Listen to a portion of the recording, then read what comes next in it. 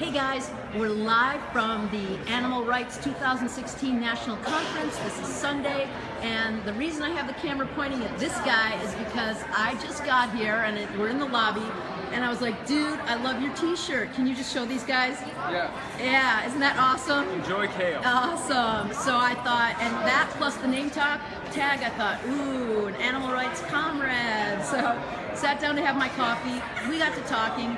And what did we start talking about? Do you remember, Adam? We were talking about the documentaries and then people making lifestyle changes as a result of the impact that they see on TV and environmental impact. That's right. And then I told you that I was one of those people that I'm a 7th generation Texan. I ate meat my whole life until I had a health scare, and then I decided to change. And the health scare was 4 years ago. I was 320 pounds. I was a drug addict, and I checked into rehab, and they diagnosed me in rehab as a type 2 diabetic with high blood pressure, high cholesterol, put me on antidepressants, mood stabilizers, sleeping medication, ADHD medication, blood sugar medication, blood pressure medication. I mean, you name it, I was on it. And I had the good fortune of attending Rip Esselstyn's Engine 2 immersion about a year prior, which is a whole food plant-based immersion to teach you how to take charge of your life. And I said to myself, this is what I'm going to do. I'm going to do that day one. And in 3 months, my type 2 diabetes was gone. In 10 months, I was down 100 pounds. And in a year, I was off of all 7 medications I was prescribed in rehab, including the antidepressants, the mood stabilizers, the ADHD medication, the sleeping medication. As of today, I'm down 150 pounds. I'm a plant-based nutritionist who teaches plant-based nutrition to drug addicts in recovery. Of course you are. And right on. My twin brother, who's over here. Oh, hey, twin brother. He moved into my place in January. Yeah. And for the purpose of going plant-based for his health. And in 4 months, he lost 50 pounds, and he's no longer type 2 diabetic. Oh, wow. What's your name, brother? I'm Bobby. Bobby? Yeah. Nice to meet you. You're also a 7th generation Texan? I am, yeah. So you guys have had a little meat in your days. Yeah. And I was a fast food addict along with the... Yeah. So, and yeah, tell me about your eating history. So I was. It's not like you just sort of had a little a little change of life. No, I was along with my drug addiction. I was a fast food addict. So I was eating 4 to 5 McDonald's double cheeseburgers a day.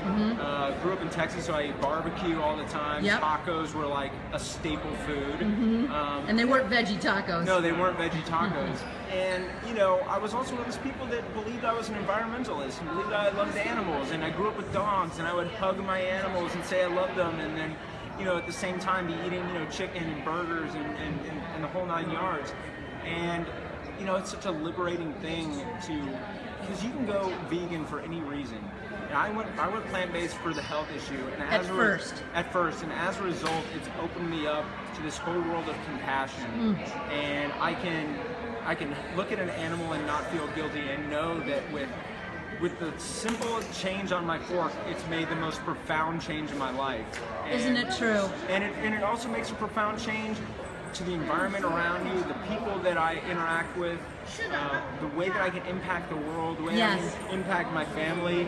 And it's changed everything. That's terrific, Adam. And Bobby, what's it like? So how long were you not a vegan while your brother was? 3.5 years. Yeah. Okay. And what was that like to have that experience? Were you resistant? Were you proud of him? Combination of things. Yeah, I was proud of him. I was resistant to it at first because I just. I thought it was just a new addiction for him that wasn't his drug addiction. Right. You thought he was substituting this fanaticism. Let me make one thing clear. If you think I'm any less addicted to being a vegan than I am my drugs, you're fooling yourself. Awesome. When I have my epic salads that I make in front of me, there's a real Pavlovian response. I start salivating, and I just can't wait to chat out. Yes. But the great thing is, and we love you for it. Is that this addiction is constructive. It's not destructive. It enriches my life and the world around me instead of destroying my life and the world around me. That's powerful. Very relatable, because I experience the same, and I know a lot of people do. So Bobby, you were saying that at first you were like, oh yeah, well he's just substituting the veganism extremism for drug addiction. Okay, and then what else was going on for you? Well, I'm a environmental filmmaker. You're an environmental filmmaker? Yes. Okay, keep going. And I was, at the time, I was finishing up school, and I was mainly making environmental short films. And so I would go, and they would be an environmental film festival. Yes. And so Which he won the Emerging Filmmaker Award for his most recent one at the National Geographic Grays Reef Film Festival. Wow, terrific. What's the name of the film, Bobby? It's called We Easily Forget.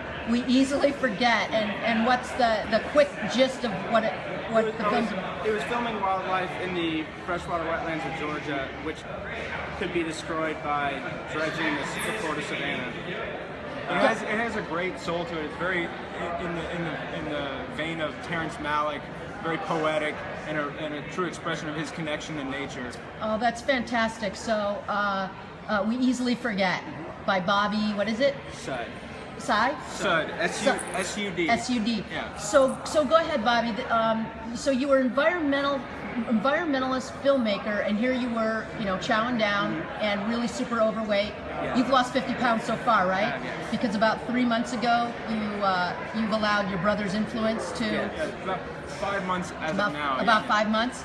Yeah. And so go ahead. So at first you thought it was Adam was just transferring his addictive personality. You were an environmental filmmaker. I was just making excuses because I didn't want to put in the effort to be vegan. Right. At first, but then I'm sitting at a film festival and I'm watching my film on screen and I'm looking around and the audience is all environmentalists. Yes. They're all either environmental filmmakers or environmentalists. So because I don't make films like Cowspiracy, big films that reach a wide audience. Right. My films are just preaching to the choir. I'm really not accomplishing much as far as spreading the word of environmentalism by just making short films at film festivals. Right.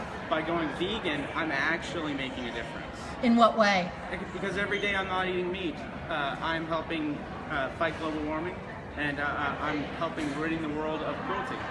That's fantastic. You're also living a compassionate life, which that energy changes everything that you do and impacts every action that you do. And what would you say to because I know in the environmentalist movement, for the most part, they're not vegan. Correct. And it's a pretty fascinating thing to notice. What would you say to those who are environmentalists, or whatever you want to say, very committed to climate change, but still eat animals? I try not to be judgmental, but at the same time, just look at the facts. If you are consuming animal products, you are contributing to the majority of the issue. You're contributing to the majority of the issue. You are committing. You are contributing to the very thing that you really want to change. You're contributing to the largest problem that our planet is facing right now. Technically, you can't call yourself an environmentalist if you're part of that. Right, even if your heart's in it, if you're not showing up. If your heart is in it, listen to your heart. Yes. Take the steps that are necessary, because you are the kind of person that can make a real impact. If you're that passionate, you're out there every day and you're filming, you're trying to make a change, then just, listen to your heart and make that step. Yeah. So, anything else you would say to, listen to your heart. Yeah. Well, and anything else you have to say, Bobby, about your own journey right now at this point? I'm not preaching that people should stop being environmental filmmakers. I'm just, don't be afraid. I don't think he's with our group. Sorry. No, it's okay. It's all right. You do your thing. Don't be afraid of something that's challenging. I think what keeps a lot of people from going vegan when they say they can't is because it isn't easy. Yeah. It's not as hard as they think, but it isn't easy. But lifestyle change is easy. But if you want something, if you're trying to lose weight, if you're trying to improve your health, if it's not challenging, it's not going to change you. That's right. And I always, there's a saying, it's not difficult, it's just different. That's right. And I'm actually a new vegan. I've only been vegan 4 months, and I'm in it to win it. I'm in the club forever. Yeah, I would say if you're not going to commit to 30 days, yes, at least commit to 30 days. I'm not going to say don't try it. But commit to 30 days and give yourself the opportunity to see how it can change your life. Because 1 week you know, that's enough to sort of see whether or not you can do it. But yeah, give yourself and the opportunity. There's actually, I met some folks yesterday at the exhibit who are setting up through, I think it's Vegan Lifestyle Magazine, Yeah. World Challenge, Vegan Challenge Month or something. 30 Veganuary. days. Yeah, we met, just Well, met with there's them. Veganuary, but Yeah. then there's also this August. It's going to be Okay. 30-day World Challenge Vegan. Yeah.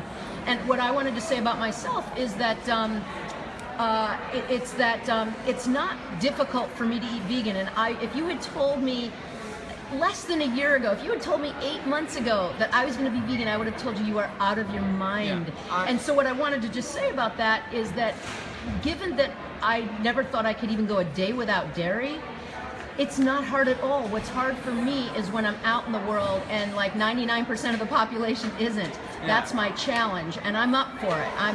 That's the least I can do for the animals because they're in a much bigger, horrific challenge. Yeah. Any last words, guys? Because this has been really terrific.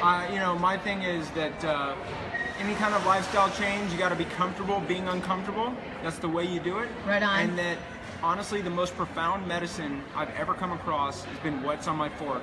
And the smallest change on your fork can be the biggest change in your life. That's fantastic. Thank you both, and keep doing what you're doing because it's really making a difference. Thank you. These are Texas boys and 7th generation Texans. Welcome. Yep, and they're now really. You guys are happy. You look really like happy Fantastic. vegans. Yeah, like very happy vegans. Take care, guys. Thank you.